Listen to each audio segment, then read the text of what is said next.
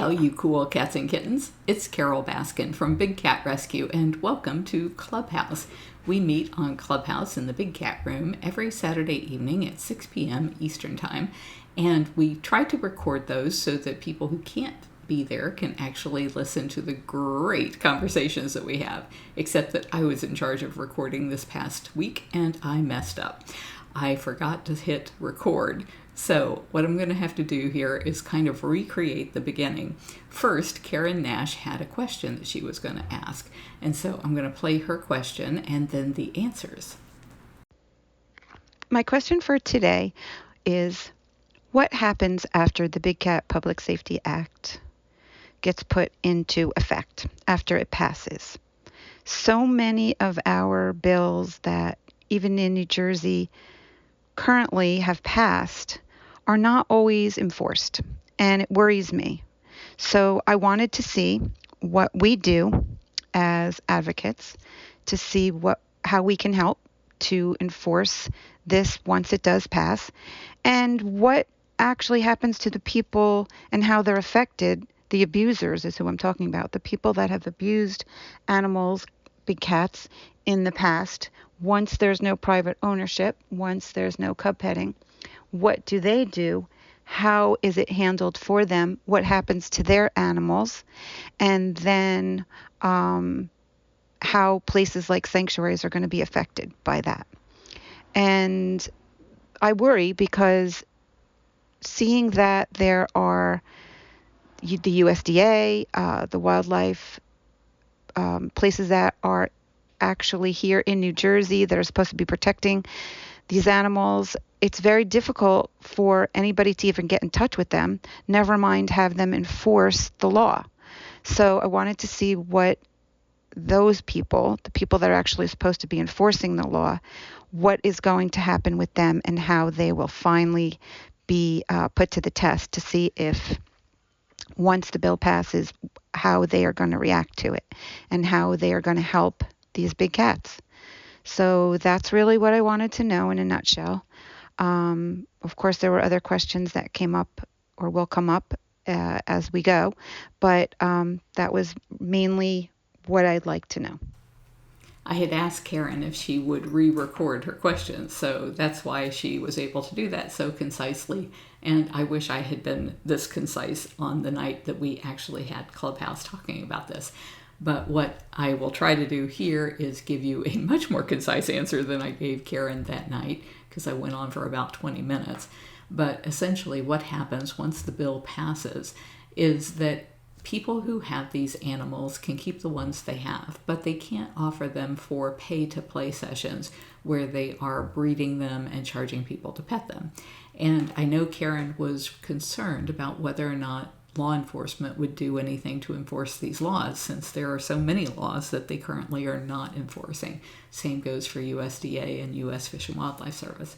And the fact of the matter is there are just so many people who are breeding, exploiting cubs, and then discarding them and creating this gigantic mess all over the place that it creates a legal smokescreen for illegal activities.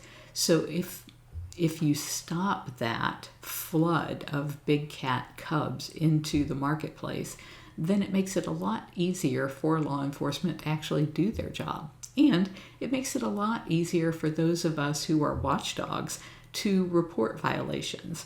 Currently, it's a nightmare to try and figure out which cub ends up where, because there are hundreds of them that we are trying to track every year. Whereas if you make it illegal for anybody except for the USDA licensed facilities to be breeding the animals, and if they're not allowed to use them for cub petting, they won't be breeding a lot of them because there's no value in the cubs other than to have people pet them and pose with them. So that right there severely restricts the number of these cats who are being abused, and it makes it much easier for us to track them and find out what's going on with them, or to report it when they absolutely go missing, because it will become much more obvious. As for people breaking the laws, That's one thing that we hear it all the time whenever we try to pass any kind of law. That will always have somebody come up and say, well, if you pass a law, people are just going to break it. Well, yeah, there will be some that will do that. And Karen wasn't saying that. I hear this from people, all kinds of people all the time. And I don't even understand that argument because if it's not illegal, you can't do anything about it. So we have to make it illegal first so that we can do something about it.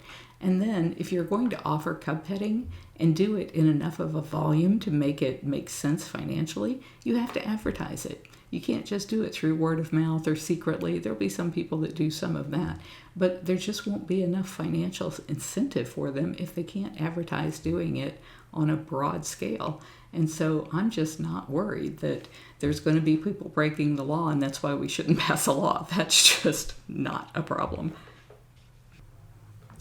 So next I'm going to launch into the questions that were being asked and the answers that we did from that night when I finally remembered to turn on the recording.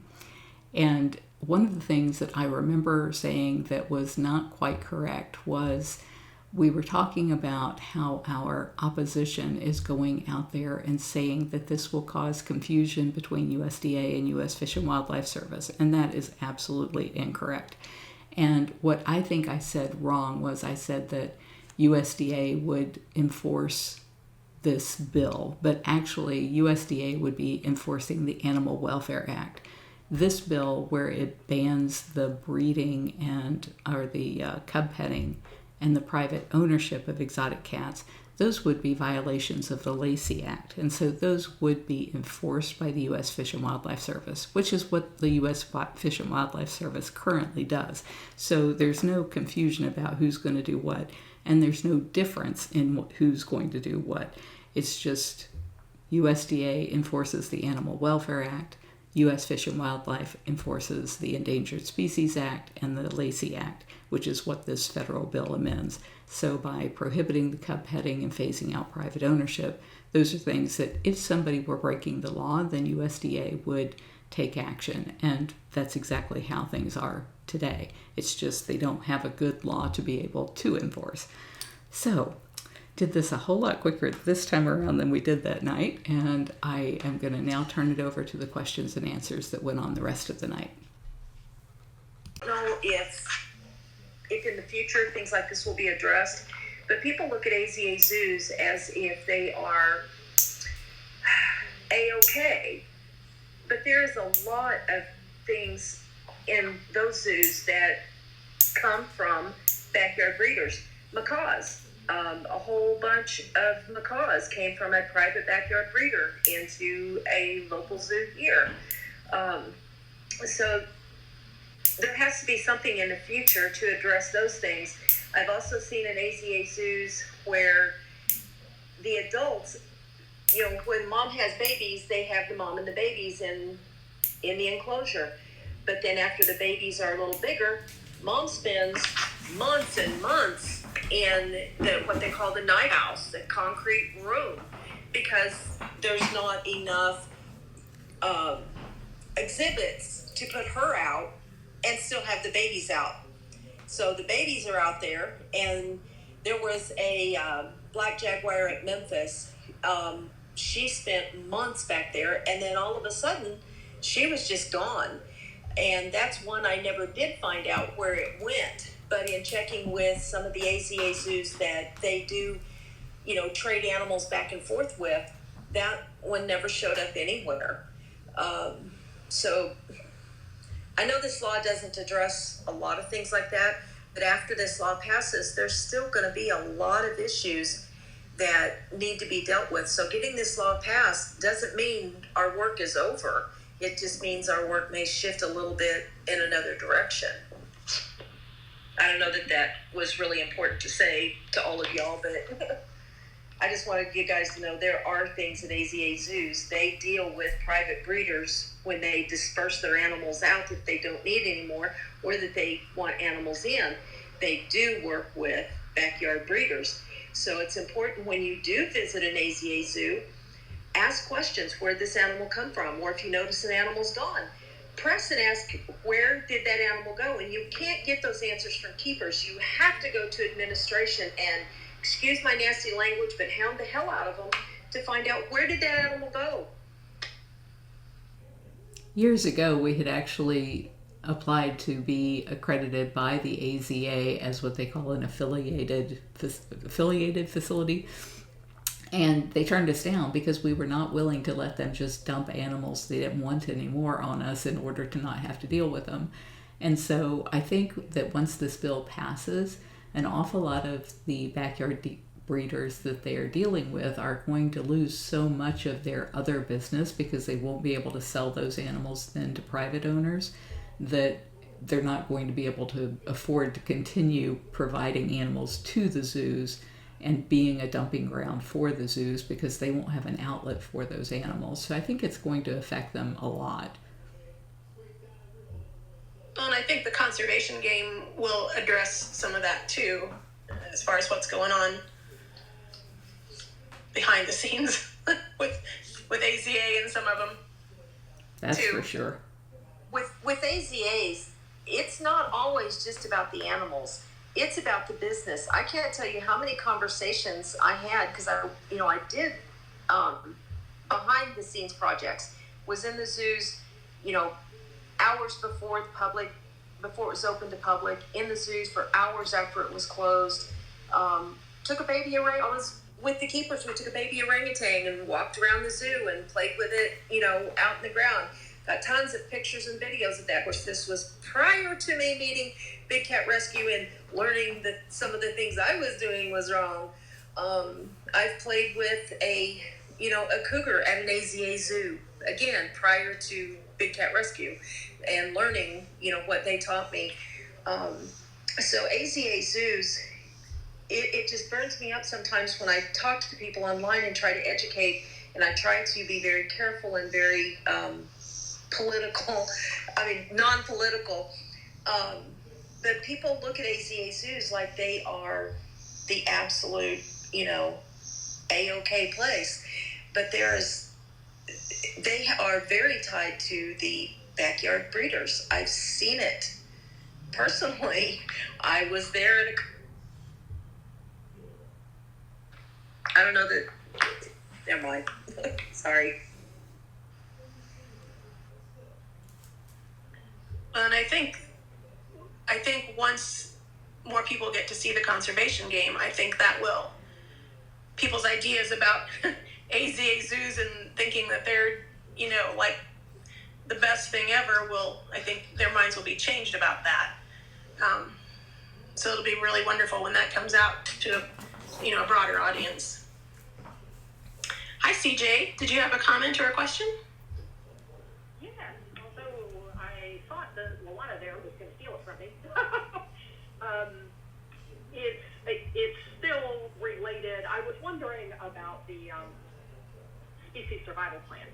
I know you mentioned, Carole, that the AZA zoos can still breed, but they're not going to be able to dump in the pet trade. And I'm wondering if I'm not even clear what happens today. I assume that they're going to continue breeding under their species survival plan, and when they get older, I assume that those cats will be dumped just like Manny and Natalia. But if they can't dump into the pet trade, might they, first dump, I guess you could say dump into other U.S.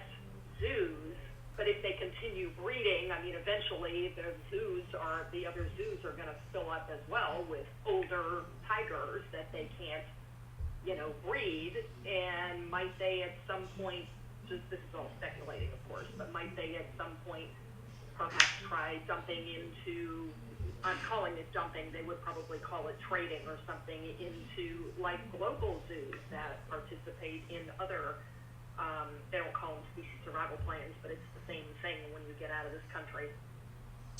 Or are there laws against sending them out to other countries, or is it just totally cost prohibitive? Or just any thoughts on what will happen, since I'm sure that species survival breeding is still going to continue. Can I say something? Sure. Okay, San Diego, this is, I'm thinking 2002 maybe. San Diego Zoo, they like to keep and a lot of the larger AZA zoos, they like to keep the animals that are in their prime, that look good, and then when an animal gets older and firm, they will either pass it off to a private breeder or some of the smaller AZA zoos. For example, I think it was 2002, Dickerson Park Zoo in Springfield took in a lioness from a private owner, I think out of Ozark. And shortly after that, maybe a year or so later, when their old male lion died, they brought in an older male from San Diego that no longer wanted to display it. So a lot of the larger AZA zoos do pass off their older animals to smaller facilities. I got the pictures and videos to prove that. But anyway, if you walk around AZA zoos, especially the larger ones, you don't see any older animals. You don't see any, unless maybe it's elephants or giraffes or something like that, but you don't see any of the older animals. And you really have to press the administration to find out where animals went.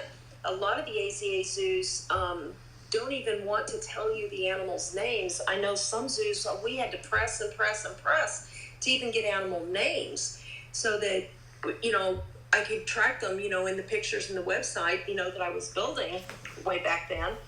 And a lot of the animals, when they become older, you cannot find out where they went. And one AZA flat told me they didn't like giving animal names to the public because then when they traded off an animal or, when the animal was no longer there, then they had to deal with the public wanting to know where Wilbur is or, whatever. I don't know if there'll ever be anything that tracks that or if this law will in any way affect that, to stop those AZA zoos from dumping those older animals into the private pet trade. Well, yeah, because they won't be able to deal with the pet owners anymore. Yeah, I guess part of what I was getting at with this is that agreed that issue is still there with, all of these other species, but once the Big Cat Public Safety Act passes, then it seems that makes things a little different because they can no longer dump once, no other zoos, AZA zoos or the smaller zoos, if they don't want what has been bred. Or unless, horrible thought, unless maybe they will still say, sure, I'll take your, rejects or your ones that are too old from species survival plan because it's a younger cat and I'll just euthanize the one I've already got. That's like a horrible thought. But I was just curious because it seems that by taking the pet trade out of it, when we know that cats are sold kind of out the back door into brokers or whatever from the major zoos, I just wondered if if the bill will kind of put a plug in, that ability to where ultimately it might back up to affect the species survival breeding. I think it will have an effect. And, when they call it species survival breeding, that's their excuse for having cubs in cages or putting new cubs in cages because none of those cats are ever going to go free and none of them serve any conservation value. So they're going to have to remake themselves. They aren't going to be able to as easily even dump them into non-accredited roadside zoos because those roadside zoos don't need adult tigers. And if you don't have that huge, hundreds of cubs being born, bred, and dumped into private hands every year because of cub petting, then it's a whole lot easier for us to start tracking where these animals go. It's been impossible in the past because there's just too many of them to compare stripe patterns on every single post you see on social media to figure out which cat went where. But once you get rid of that entire pet part of the industry, and the whole cub petting flood of animals in there, then it makes it a whole lot easier for us to keep track of who's going where. And some zoos, like I think it was the Copenhagen Zoo, that publicly euthanized an animal, saying it was surplus and they didn't need it anymore. The public lost their minds over that. So they're going to have to rethink the way they educate people about these animals. And I was so thrilled this morning when Deb sent me a video from China talking about internet streaming cameras in real time, showing a mother with her cubs out there in the wild doing what she's doing and saying how this helps protect them from poachers. It gives them insight into how these cats are doing in the wild and their role in nature. And this is what we've been saying the zoos should be doing all along. They should be investing in cameras in the wild and supporting those conservation efforts rather than having cats in cages. I'm about to cough, so I'm going to cut my mic off. I think everybody answered that question about the AZA. I think that's going to be something that is going to probably be something we have to keep a watch on as time goes by. But that is something that sorry, I'm in my car, I'm putting my seatbelt on. That is something that is worrisome because it's kind of abstract. The information is kind of abstract right now. So thank you, Carole, for answering that one. And I know we have to move on because it is already 6:37. So we do have a lot of other people that want to ask questions. I'm going to be quiet. Deb, you can go ahead and call the next person. Sorry. Hi, Mary. Good evening. Did you have a question or comment? Yes, I do. Once the bill passes, do you know what agency will be overseeing the new law? It's USDA, like it's always been. The animals will be registered one time with U.S. Fish and Wildlife Service, but they won't be doing inspections or anything else regarding that. They'll continue, the only time U.S. Fish and Wildlife Service gets involved if there's a violation of the Endangered Species Act, like somebody buying or selling a tiger, that would always go to them as a tip and then they would follow up on it. So they'll continue to do that, but it doesn't put any more burden on them than what they're already doing.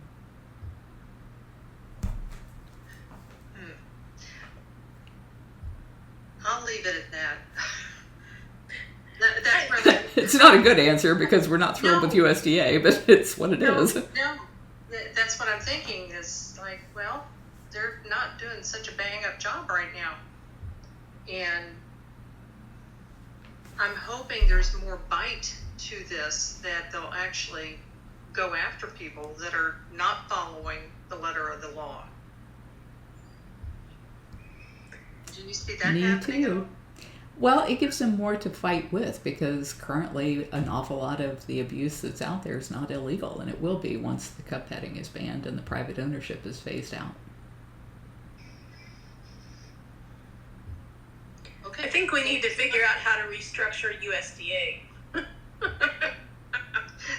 That's actually been talked about a lot, and what Wayne Pacelli had said to me probably 20 years ago was that he felt like it should be the Department of Justice, not the U.S. Department of Agriculture.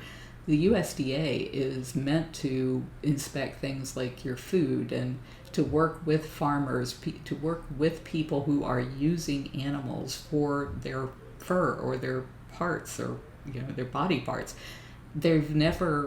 It just never made any sense to have them being the ones to protect animals from those abusers. Carole, didn't you say at one point that the USDA, I think I heard you say this in an interview or something, that the USDA didn't even want that job. It just got put on them. Nobody wanted that job, and USDA was really mad that they got saddled with it. Yeah, we need to, that just needs to be restructured somehow.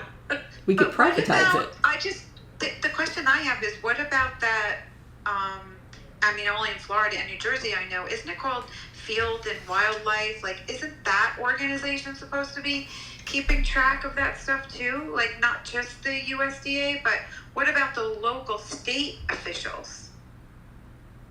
There are state regulations in each state, but all of those state agencies are run by and for hunters. So again, you've got the fox watching the hen house. That makes sense. Okay.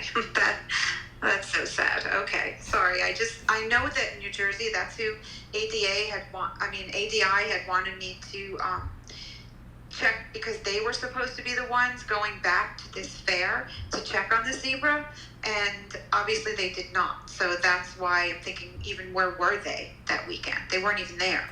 So if the USDA is supposed to be watching and they're supposed to be watching, then that means nobody's watching. So that's a little frightening. I just wanted to put that in there. But yeah, okay. I just wanted to put that in there. And I've been told by the Florida Wildlife Commission that they don't work on weekends. So that's why all of these people go out and do all the crazy bad stuff that they do to animals on weekends, because nobody from the government works on weekends.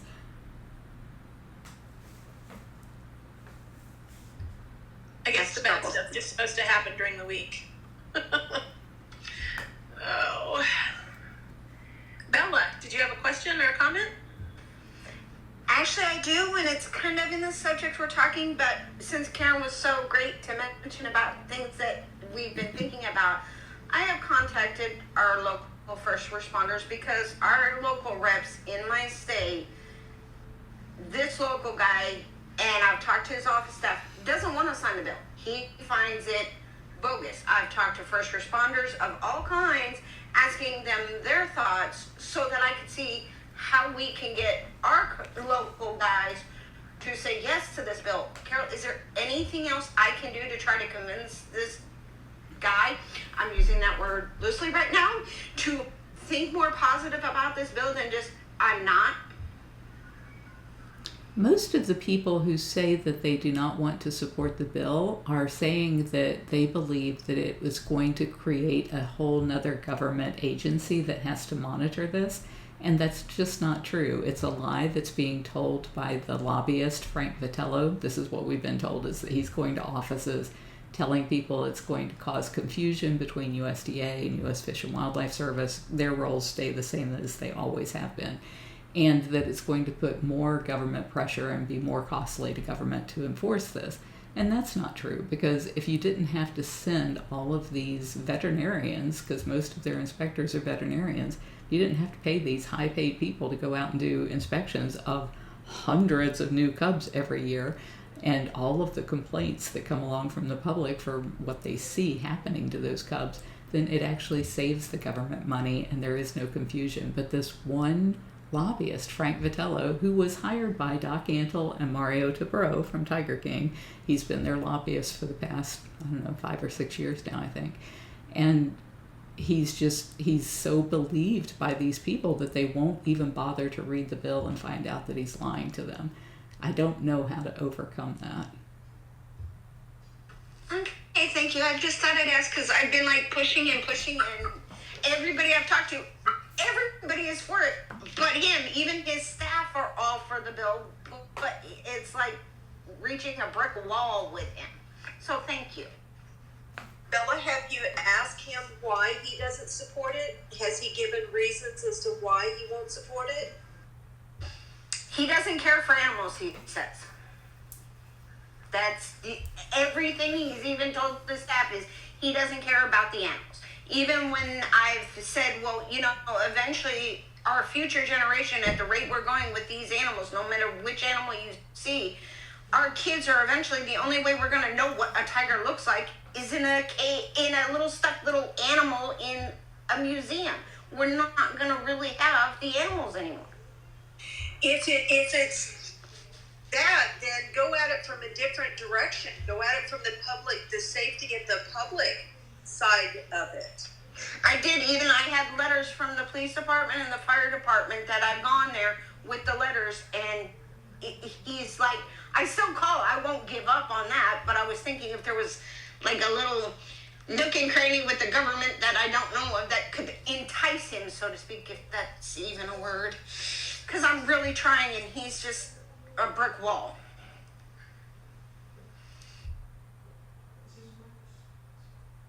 Then just keep educating all the people in your area that you can, because they're his constituents, and keep educating his constituents and have them continue to contact him. Eventually, he will have to support it when he sees that so many of his constituents are not going to vote for him again if he doesn't. That's what I've been doing. Every time I turn around, I talk to someone about it. So I just thought maybe there might be something else, but Carole answered it the best way it seems to me. Thanks for your persistence, Bella. Hi, Carole. Did you have a question or a comment?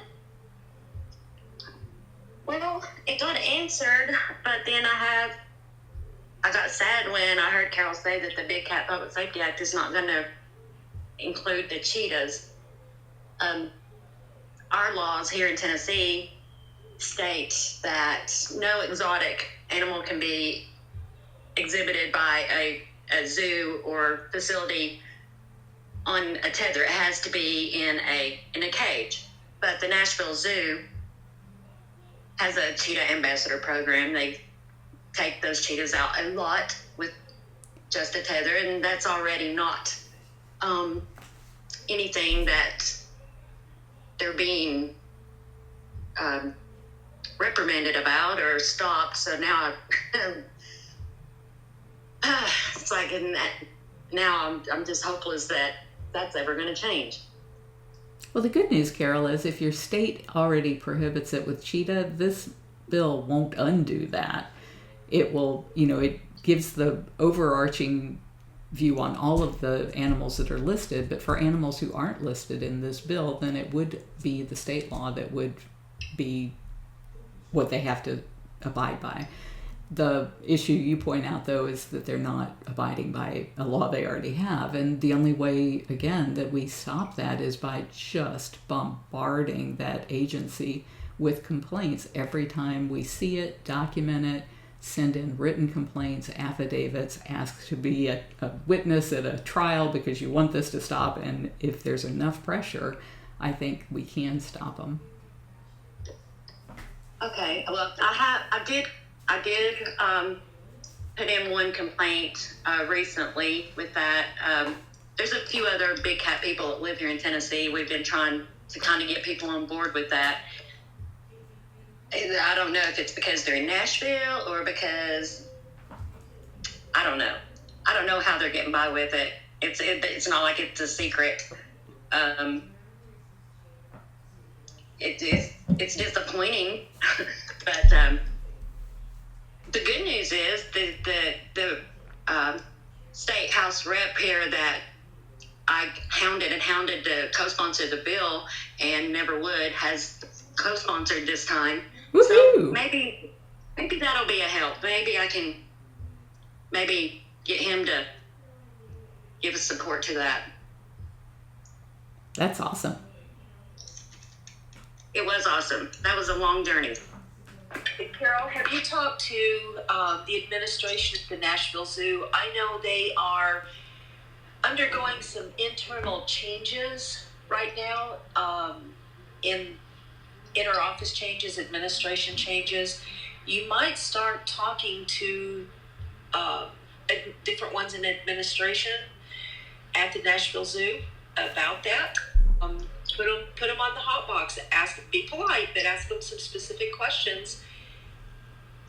I haven't heard back from them. I did email there. I had done that with the Knoxville Zoo. That's actually the area I live in, last year. And the director of the Knoxville Zoo, he's great. Yeah, I have his personal cell phone number. He will answer anything I ever ask.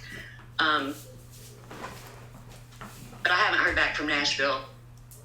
Trying to contact them, so maybe they will get back with me. I keep on.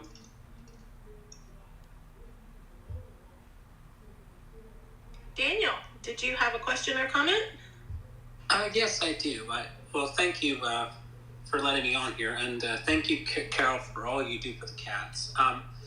My question is, once the Big Cat Public Safety Act passes, let's not use the word if anymore. Let's just say once it happens. Will Big Cat Rescue continue to take in animals? Like I know you currently do, but now we're kind of focusing on the Big Cat Public Safety Act and getting it passed. And I know you talk about like wanting to like put yourself out of business. Will there still be places for animals at Big Cat? And I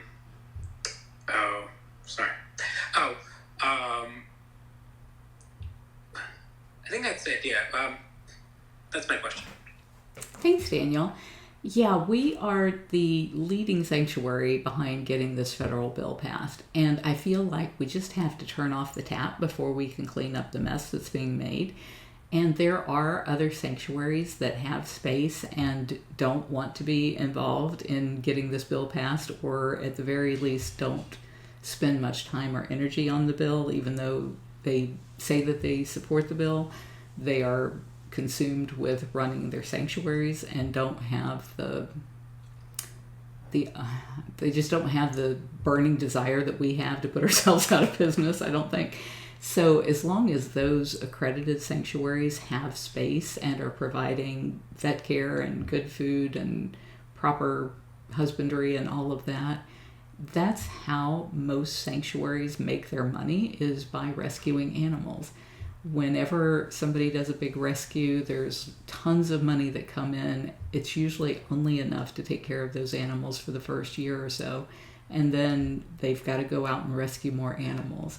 And there's just no reason for us to be spending our resources going out and rescuing animals when our donors really appreciate the fact that we are ending the problem at its root. But once this bill passes, and that's what you're asking, I think, is would we then resume rescuing animals? And I think it depends. It depends on a couple of things. One, are there animals that really need to be rescued that the other facilities are not able to? I don't think that's going to happen, even though initially I thought, when this bill passes, there's going to be all these people that just dump their animals, and so we're going to have to be ready to take in a lot of animals. And so that's why the way our cage structure is built is we've divided, all of our cats. We had like 200 cages, but we only have 53 cats. So each cat has 2 or 3 cages now. And they're still separated by the tunnels, so that if we did have to move everybody back into a single cage, which our smallest cages are 1,200 square feet for one cat, but if we did have to move a bobcat back into a 1,200 square foot cage in order to give somebody some other bobcat the other 1,200 square feet, those doors and everything are still intact for us to do that.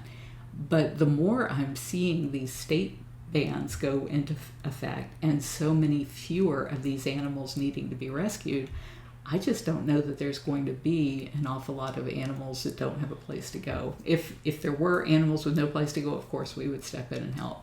I just don't think that that's going to be the issue because of the fact that there's so many accredited, GFAST accredited sanctuaries that have space and desperately want the animals. And then again, if we want to pursue protecting the smaller cats, do we want to take in 5 tigers that are going to cost us $50,000 a year, or do we want to spend that money in trying to get the smaller cats protected? I think I would be more inclined to want to protect all of the cat species if I had a choice, but I wouldn't make that choice at the peril of cats not having a place to go. Good. That does answer my question. It does. That's why I personally want to thank you for all you do, you and Tammy and the was it Wildcat Sanctuary, all the work they're doing with Dash, the Tiger Cub, I know, and bringing all this awareness that people might not know about these backyard breeders and stuff like that. They just see, ooh, this is a pretty tiger, or ooh, I want to look at the bears. They're not thinking about what that animal's life is, and that's why I love watching the Big Cat Rescue videos, because you get into it and you don't pull any punches. You just tell the truth and educate, and that's really what's going to save the tiger in the wild. I think, honestly, is education at this point.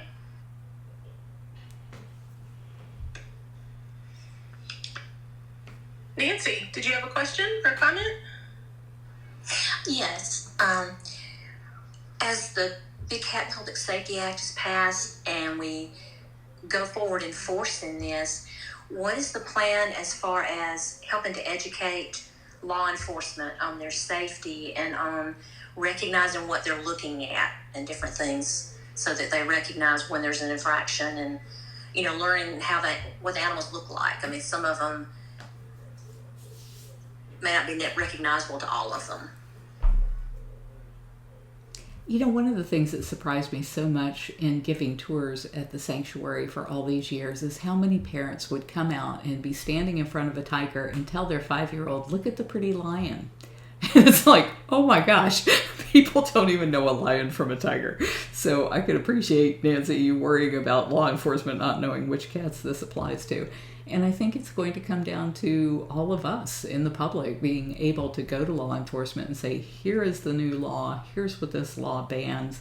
And once the law is written, it's a lot easier to read than when you're trying to edit it because of the, insert here, take out there kind of stuff in it. But it'll be really clear that they're not allowed to do cub petting, and if they don't have a USDA license, they're not allowed to have it in their house unless it's been registered and it's one that got grandfathered in. So it's going to be up to us to point out the laws and to point out which animals this applies to, I think. It always has applied to us because law enforcement's not going to do it on their own. Thank you. It takes a village, for sure. A big village. Thankfully, we have a very big village, and I love that a big portion of them are coming over onto ClubHouse every Saturday. I agree. Joe, did you have a question or a comment? Hey guys. Hi Carole. My first time on ClubHouse, so you're going to have to bear with me. It's kind of nerve-wracking for me. I followed you guys at Big Cat Rescue for years, but I only became a supporter like 14 months ago, so I can't pretend to know hardly anything, but I love to learn, and I love everything that you do. And the one thing that I come to I stress over right now, I don't know if it's the same in America, because I know from a few documentaries I've watched recently in the UK, is that it's becoming an increasing problem with private owners, and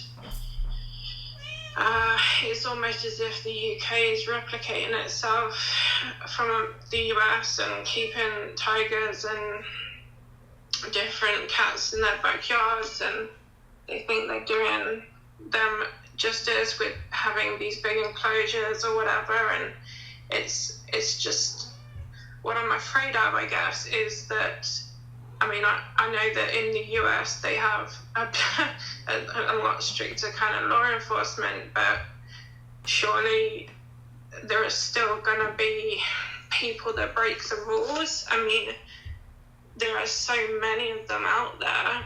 Is it not going to be very hard to control, or I'm not getting this out correctly, trying to keep a track of all these different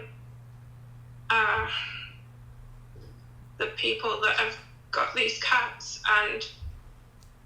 or trying to get them to separate? I'm not getting this across very well. Maybe you can help me. Yeah, I think I get what you're saying, and thank you for coming. And your cat is just beautiful, Joe, on your iPod. She died in January, unfortunately, and I miss her much.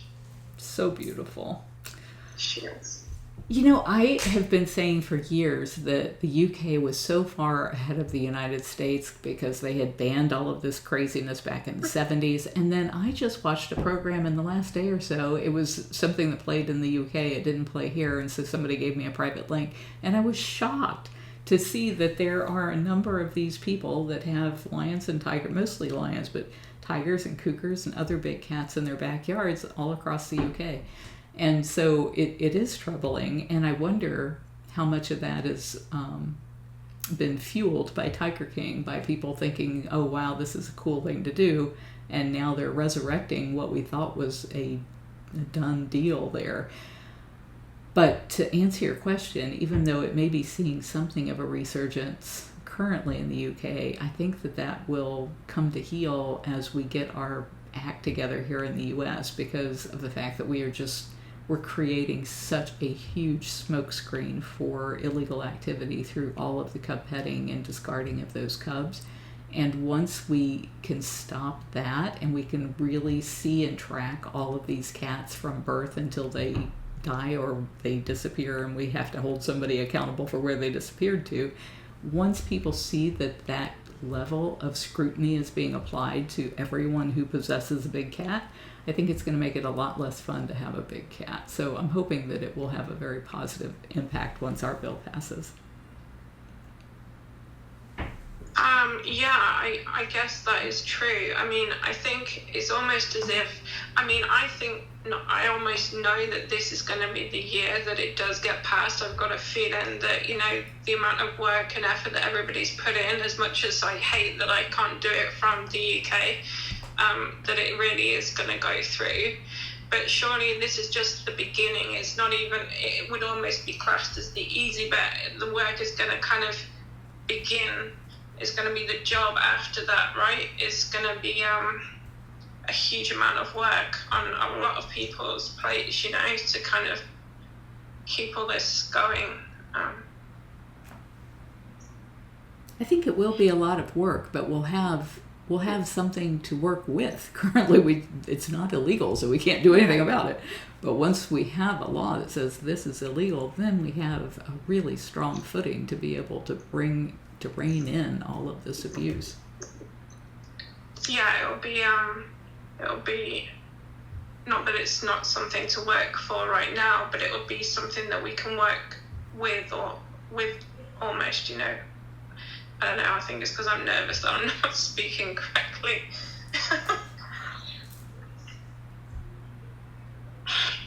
You did a great job, Joe. We got you. All right, well, thank you for letting me speak, and hopefully I'll talk to you all again soon. Thank you, Joe. Nisa, did you have a question or a comment? Yes, I was wondering about, for the future, for the people who are going to school for zoology or something animal related, what do you see happening to them? And is there a certain career that you believe that will be needed more than someone who's going to school for zoology? I think all of those people who are wanting a career working with wild animals, that if they pursue education that will help them help these animals in the wild, that they will find that those jobs are created. Because I really do believe that zoos are going to have to remake themselves and that they will become these virtual experiential learning centers where there aren't animals in cages. Instead, you are experiencing these animals in virtual reality or through these live webcams. But if you think about all of the places that these live webcams could be, every place on the planet that these cats live, then those are jobs for people who want to be working around animals, biologists, zoologists, to know where's the best places to put these cameras, what can we learn from watching these cameras and seeing the interaction of these animals. One of the things that we've learned through so many people being in the field of photography, where they're out filming these cats in the wild, is things that we never knew to be true. Like, we always thought cougars were solitary, and now they're finding that a lot of cougars work together and they share meals and they hunt together, and things that we never knew existed before. But once people got out there amongst the cougars and started watching them and documenting them, they were shocked to find out that we were wrong all along. So 200 years of having cougars in cages didn't help us learn anything about who they really are. And that kind of education, I think, is critical, because those people who want that kind of a job certainly want that kind of a job because they want what's best for the animals, and what's best for the animals is actually best for the planet. Thank you, that helps a lot. Barbara, last but not least, do you have a question or a comment? Well, yeah, kind of a comment when you're talking about the zoos and people not knowing who the animals are. Like, I volunteer at Como Zoo up here in St. Paul, and I get a booklet that has the picture, the name, when they were born, all that stuff. people come to that zoo, they want to see this giraffe, they want to see that gorilla. That zoo has given everybody, all the patrons, the names of these animals, so they keep coming back to see their animal, which I think is a good idea because, when they're gone, people, well, what happened to them? So our animals, for a long time, we used to be kind of called the geriatric zoo because all our lions were over 15, our gorillas were over 20. I mean, everybody was just getting old. And so it was, when I hear you guys talking about some of this other stuff, I'm like, oh, I'm so glad our little zoo is doing a good thing, because it makes me happy. But also, though, too, is, everybody talks when this bill passes. It's not going to be a shut-off switch. Like you say, you want to study zoology? Study zoology. There's millions and millions of things you can do with zoology. There's millions of things you can do with all of these animal fields. I would never discourage anybody from going into zoology at all, because I think the more people we have doing this, the more voices we have. So, yeah, get them in there. Get them studying. That's it. Well, thank you, everybody. And I'm going to let Deb wrap this up, but I forgot at the beginning to say that what we'd like to do is record each one of these for other people who didn't get to come tonight so that they can hear it on our YouTube channel, Daily Big Cat. So if you spoke tonight and you don't want your voice to be included, then just contact Deb and she will let me know and I'll pull your voice out. But otherwise, we will assume everybody here is okay with us putting that out on Daily Big Cat for everybody else to enjoy. And Deb, I'll let you wrap up the room. So if you want to listen to this again, or the only other one we've recorded so far was the one a couple of weeks ago when Brittany was a guest speaker with us. And that was recorded. I recorded that just so that Carole could hear it because she was in LA at the time. And then she decided, well, hey, we'll put these on Daily Big Cat as a podcast. So that's kind of where that all came from.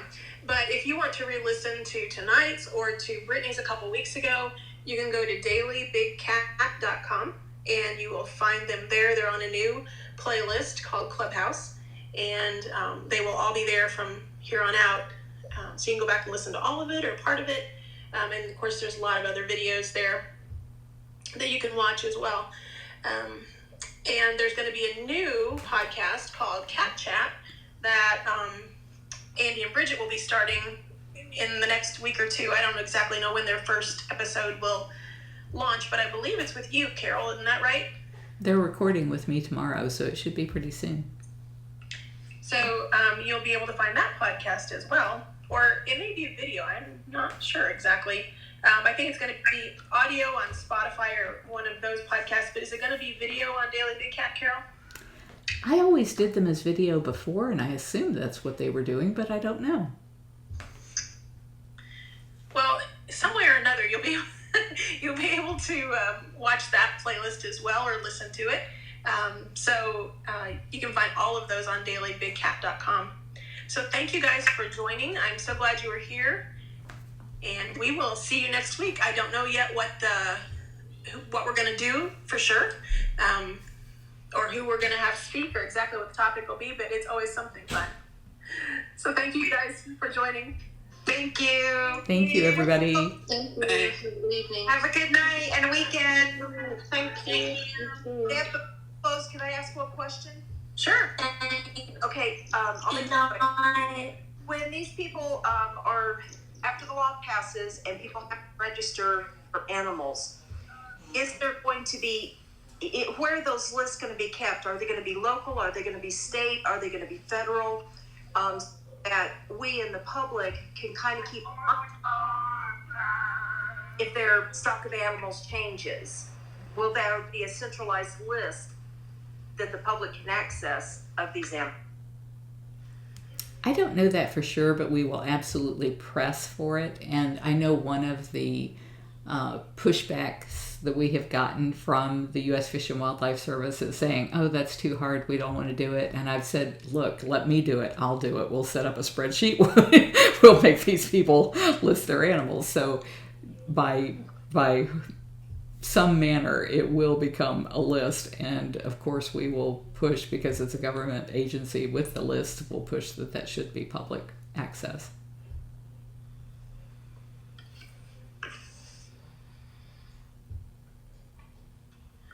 All right, well, thank you guys for joining, and we will see you guys next week.